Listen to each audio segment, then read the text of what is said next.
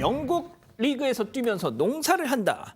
자, 예, 기성용 선수 관련 소식인데 이 기자가 좀 내용을 정리해 주시죠. 네, 기성용 선수 같은 경우엔 지금은 FC 서울에서 뛰고 있습니다. 유니폼을 입고 뛰고 있는데 과거에 이제 영국에서 활약을 했습니다. 스코틀랜드랑 영국에서 활약을 했는데 프리미어리그 잉글랜드죠. 잉글랜드 프리미어리그 스완지 시티에서 뛰던 2016년에 26억 원어치의 땅을 샀습니다. 앞서서 1년 전인 2015년에도 18억 원 정도 이제 돈을 들여서 땅을 샀던 것으로 확인이 됐습니다. 부친인 기영옥 전 광주 FC 단장 역시 12억 원을 들여서 땅을 샀고요. 이 기씨 부자, 기성용 선수 부자는 함께 이제 4천여 평을 매입을 했는데 그때 총 금액이 58억 원 정도 당했다고 합니다. 그런데 이제 경찰은 이 두 사람이 농업 경영 계획서를 허위로 작성해서 농지를 취득했다고 보고 이 혐의에 대해서 수사를 하고 있습니다. 원래 농지로 쓰기 위해서는 농업 경영서라는 걸 내야 되는데 실제로 그 서류에 써낸 것과 다르게 이용하면 안 되거든요. 그래서 이런 부분에 대해서 크레인 차량 차고지 등으로 불법적으로 다른 용도로 사용한 사실을 확인해서 수사를 벌이고 있는 상황입니다. 홍 기자, 땅 있잖아요. 그 현장 부지 좀 어떻게 생겼대요? 그 현장 부지에 그러니까 논과 밭이었습니다. 분명 처음 살 때는 논과 밭이었는데 지금 보시면 이제 뭐 크레인 차고지로 실제로 쓰였대요. 그래서 크레인들이 주차돼 있고 바닥 보시면 지금 뭐 아스팔트도 약간씩 깔려 있고 차량을 세우기 좋게 중장비가 들어갈 수 있게 놓여 있고 현장이 좀 방치된 모습도 보였다고 합니다. 그러니까 분명히 농지로 쓰이고 있어야 되는데 다른 용도로 활용되고 있었습니다. 쓰임새가 달라져 있었고 이렇게 산 땅이 10여 곳이 넘었고 이 기성용 선수의 부자가 산 땅 총 50억 원이 넘는 돈을 들고 사주렸습니다. 그런데 문제는 역시 기성용 선수도 그렇고 전부 선수로서 농사와는 관련 없는 활동을 또 해외에서 하고 있었는데 이런 땅을 사들이고 다른 용도로 방치해뒀다는 것이겠죠. 그러니까 무슨 축구 센터를 만들려고 구입을 했다 이렇게 얘기를 한 걸로 저는 들었는데, 자 변호사님, 그러면은 이 기성용 선수 부자가 받고 있는 지금 혐의를 조금 이해하기 쉽게 좀 다시 한번 좀 설명해 주시죠. 일단 지금 기성용 부자의 해명 내에도 문제가 들어 있습니다. 왜냐하면 얘기를 하신 것처럼 축구센터를 지으려고 했다고 하는데 거기가 농지였잖아요. 예. 축구센터를 짓기 위해서 농지를 사면서 농업계획서를 냈다는 건, 그리고 영국에 있었으니까 그렇죠. 사실은 농사 지을 생각이 없으면서 농지를 샀다는 거잖아요. 그 자체가 사실은 농지법 위반인 겁니다. 아무리 어찌 보면 뭐 좋은 목적이 있다고 할지라도. 그다음에 두 번째, 그럼 정말 축구센터를 지으려고 한 건 맞아? 그게 이제 수사를 해야 되는 거죠. 첫 번째, 농지법 위반 부분은 거의 명확해 보여서 여기는 이제 원상복구를 하라고 이미 행정처분이 내려가 있는 상황이고요. 그다음에 진짜 축구센터가 목적이냐를 밝혀야 돼. 그게 목적이 아니라 다른 게 목적이면 투기가 되는 거죠.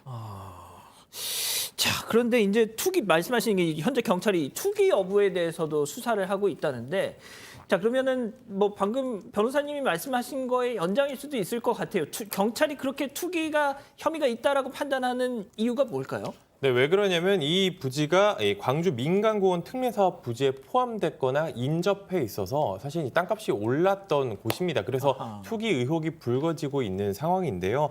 일단 공시지가 기준 한 2배, 한 호가 기준으로 최대 4배까지 불과 5년 만에 이렇게 뛰었습니다. 연수익률이 상당한 거죠.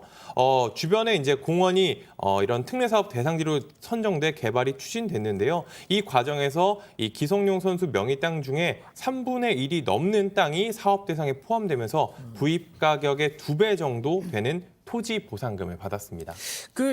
기성용 선수 아버지 측 입장이 나온 게 있습니까? 네, 그러니까 투기 목적으로 땅 샀다는 말은 너무나 억울하다라고 지금 얘기를 하고 있어요. 그러니까 아까도 우리가 설명했듯이 기성용 이름으로 된 축구센터를 추진하는 과정에서 이게 일어난 오해다. 그러니까 설계도 면까지도 다 받았다. 지금 얘기를 하고 있거든요. 근데 사정이 여의치 않아서 그 축구센터를 못 짓고 지금 미뤄졌다라고 얘기를 하고, 더 중요한 거는 기성용 선수는 아무것도 모른다. 그냥 다 내가 알아서 한 것이다라고 얘기하고 있습니다. 자, 기성용 선수 본인도 입장을 내놨죠. 그렇습니다. 오늘 오전 인스타그램에 입장을 올렸습니다. 입장의 요지 모두 내 불찰이다 사과하면서도 투기 논란에는 선을 그었다. 이렇게 보시면 될 것 같습니다. 아버지에게 전부 일임했다는 건데요. 아버지가 축구센터를 했다는 주장을 뒷받침하는 내용입니다.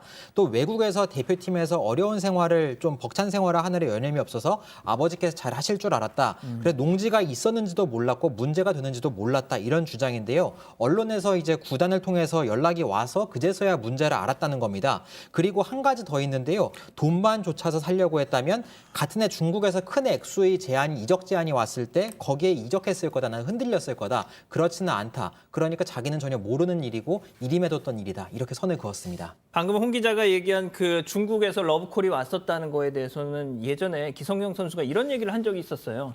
이 대한민국 국가대표팀 주장은 중국에 가지 않는다. 뭐 이런 얘기를 해서 그때 축구 팬들한테 상당히 막 많은 박수를 받기는 했었는데, 자 일단 투기 목적 전혀 아니다, 억울하다 이런 입장을 밝혔는데.